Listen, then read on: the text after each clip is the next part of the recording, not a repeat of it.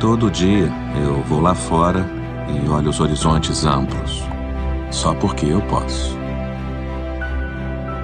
Aonde quer que eu vá, eu sou o primeiro.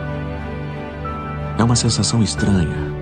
Ao botar o pé fora do rover, sou o primeiro naquele lugar. Subo uma montanha, primeiro a escalar.